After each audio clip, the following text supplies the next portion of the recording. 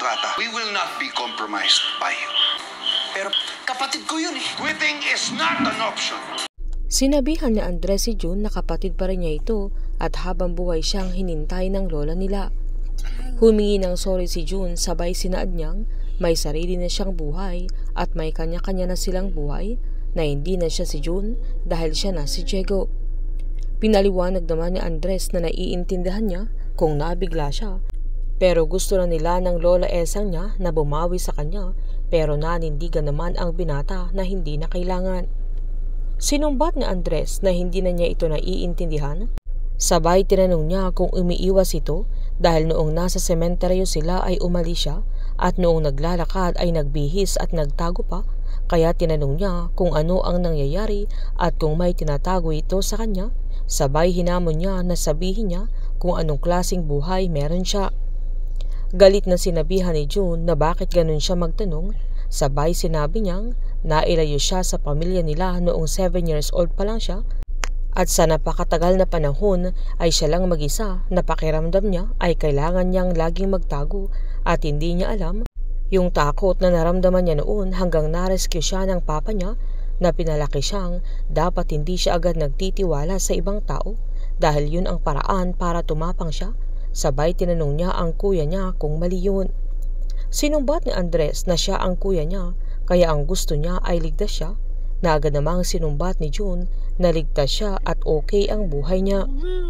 Dahil wala nang magawa pa si Andres ay sinabihan niya ang kapatid niya na kung yun ang gusto niya ay rerespetuhin niya pero hayaan niyang makilala niya ang tatay niya na agad tinanong ni June na kapag nakilala ba niya ay titigilan na siya nito pero giniit naman ni Andres na hindi na siya mawawala sa buhay niya dahil siya ang kapatid niya.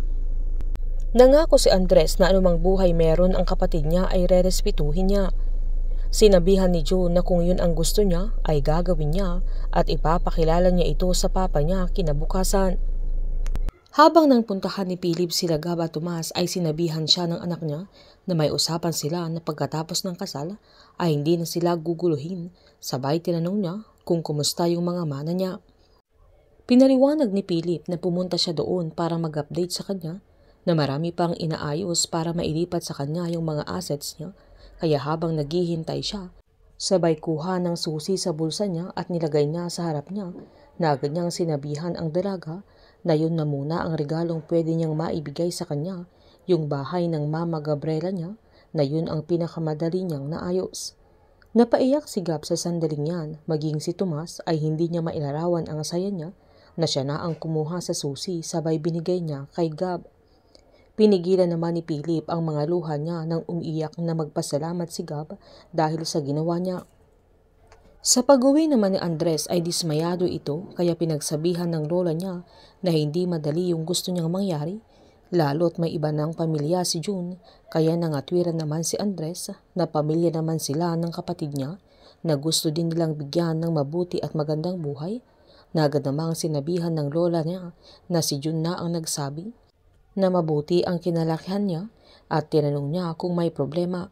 Pinaalala ng binata na ang plano nila kapag nakita nila si June ay magsasama-sama sila tapos pupunta sila sa lupa nila kaya sinabihan ng lola niya na nasasaktan siya dahil umasa siya kaya tinanong ng binata kung hindi umasa ang matanda. Pinaliwanag naman ni Lola Esang na umasa din siya pero noong narinig niya si June kung papaano niya ipagmalaki ang papa niya, kung papaano siya minahal at inalagaan ay alam niya kung ano na ang mangyayari na ang mahalaga ay nakita nila ang kapatid niya. Dahil sa pagsisinungaling ni Greg kay Andres ay aayaw na ito sa kontrata nila, lalo't si Manuel Aguinaldo ang target nila dahil iniisip niya si June na siya mismo ang umampun sa kapatid niya. Painit ng painit ang mga tagpo, sabay-sabay po nating subaybayan ang advance episode ng Incognito dito lamang po sa aking channel. Patuloy lamang po manood, mag-likes at mag-subscribe para ma-update po kayo sa mga susunod na episode. Marami pong salamat.